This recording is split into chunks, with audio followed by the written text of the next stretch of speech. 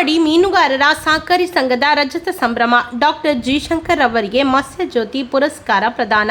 ಹೆಮ್ಮಾಡಿ ಮೀನುಗಾರರ ಸಹಕಾರ ಸಂಘದ ರಜತ ಸಂಭ್ರಮದಲ್ಲಿ ಡಾಕ್ಟರ್ ಜಿ ಶಂಕರ್ ಅವರಿಗೆ ಮತ್ಸ್ಯಜ್ಯೋತಿ ಪುರಸ್ಕಾರ ಪ್ರದಾನ ಮಾಡಲಾಯಿತು. Doctor M N. ರಾಜೇಂದ್ರ ಕುಮಾರ್ ಸಹಕಾರದಿಂದ ಉದಯ್ ಕುಮಾರ್ ಅವರ ನೇತೃತ್ವದಲ್ಲಿ ಬ್ಯಾಂಕ್ ಸದೃಢವಾಗಿ ಮೂಡಿ ಬಂದಿದೆ. ನನ್ನ ತಾಯಿ ಕೂಡ ಮೀನು ಮಾರಾಟ ಮಾಡುತ್ತಿದ್ದ ಕಾರಣ ಮೀನುಗಾರ ಮಹಿಳೆಯರ ಕಷ್ಟ ಗೊತ್ತಿದೆ. ಸಂಕಷ್ಟದಲ್ಲಿ ಜೀವನ ಮಾಡುತ್ತಿರುವ ಬಡ ಮೀನುಗಾರರಿಗೆ ಸಹಕಾರಿ ರಂಗದಿಂದ ಇನ್ನಷ್ಟು ನೆರವು ಸಿಗುವಂತಾಗಲಿ ಎಂದು ಡಾಕ್ಟರ್ ಜಿ ಶಂಕರ್ ಹೇಳಿದರು. ಅವರು ರವಿವಾರ ಹೆಮ್ಮಾಡಿ ಮೀನುಗಾರರ ಪ್ರಾಥಮಿಕ ಸಹಕಾರಿ ಸಂಘದ ರಜತ ಸಂಭ್ರಮ ಸಮಾರಂಭ ಉದ್ಘಾಟಿಸಿ ಮಾತನಾಡಿದರು. ಹೆಮ್ಮಾಡಿ ಮೀನುಗಾರರ ಸಂಘ ಕಟ್ಟಿ ಬೆಳೆಸುವಲ್ಲಿ ಗೋಪಾಲ ಪೂಜಾರಿ ಅವರು ಮುಖ್ಯ ಪಾತ್ರ ವಹಿಸಿದ್ದರು ಎಂದರು.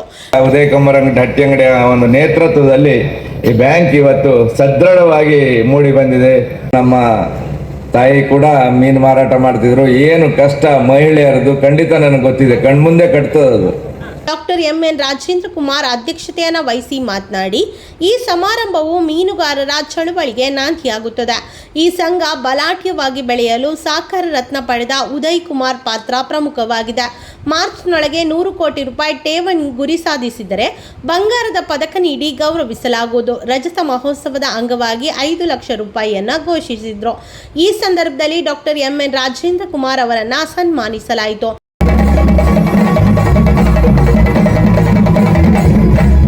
ಆನಂದ್ ಸಿ ಕುಂದರ್, ದಕ್ಷಿಣ ಕನ್ನಡ ಮೊಗವೀರ ಮಹಾಜನ ಸಂಘ ಉಚ್ಚಿಲದ ಅಧ್ಯಕ್ಷ ಜಯ ಸಿ ಕೋಟ್ಯನ್, ಮುಂಬೈ ಅಧ್ಯಕ್ಷ ಸಂತೋಷ್ ಪುತ್ರನ್, ಮಾಜಿ ಅಧ್ಯಕ್ಷ ಗೋಪಾಲ್ ಎಸ್ ಪುತ್ರನ್, ಬೆಂಗಳೂರು ಅಧ್ಯಕ್ಷ ಶಂಕರ್ ಕುಂದರ್, ಚಿನ್ಮಯಿ ಆಸ್ಪತ್ರೆ ಆಡಳಿತ ನಿರ್ದೇಶಕ ಡಾಕ್ಟರ್ ಉಮೇಶ್ ಪುತ್ರನ್, ಎಸ್ಸಿಡಿಸಿಸಿ ಬ್ಯಾಂಕ್ನ ನಿರ್ದೇಶಕ ಮಹೇಶ್ ಹೆಗ್ಡೆ, ಸಹಕಾರಿ ಸಂಘಗಳ ಉಪನಿಬಂಧಕಿ ಕೆಆರ್ ಲಾವಣ್ಯ, ಸಹಕಾರಿ ನಿಬಂಧಕ ಜೆ ಸುಧೀರ್ ಕುಮಾರ್, ಮೀನುಗಾರಿಕಾ ಜಂಟಿ ನಿರ್ದೇಶಕ ಕುಮಾರಸ್ವಾಮಿ ಬಿವಿ, ಉದ್ಯಮಿ ಜಗದೀಶ್ ಶೆಟ್ಟಿ, ಭದ್ರ ಮಹಾಕಾಳಿ ದೇವಸ್ಥಾನದ ಅಧ್ಯಕ್ಷ ಕೆ ಆನಂದ ಶೆಟ್ಟಿ, ಪಂಚಗಂಗಾ ರೈ, ಸೇವಾ ಸಂಘದ ಅಧ್ಯಕ್ಷ ಸಂತೋಷ್ ಕುಮಾರ್ ಶೆಟ್ಟಿ, ಮೊಗವೀರ ಯುವ ಸಂಘಟನೆಯ ಜಯಂತ್ ಅಮೀನ್ ಕೋಡಿ, ಮೀನುಗಾರರ ಸಂಘದ ಉಪಾಧ್ಯಕ್ಷೆ ಸುಮತಿ ಮೊದಲಾದವರು ಉಪಸ್ಥಿತರಿದ್ದರು. ಉದಯ್ ಕುಮಾರ್ ಹಟ್ಟಿಯಂಗಡಿ ಪ್ರಾಸ್ತಾವಿಕವಾಗಿ ಮಾತನಾಡಿದರು. ಹೇಳುವುದಾದ್ರೆ ನಮ್ಮ 25 ವರ್ಷದ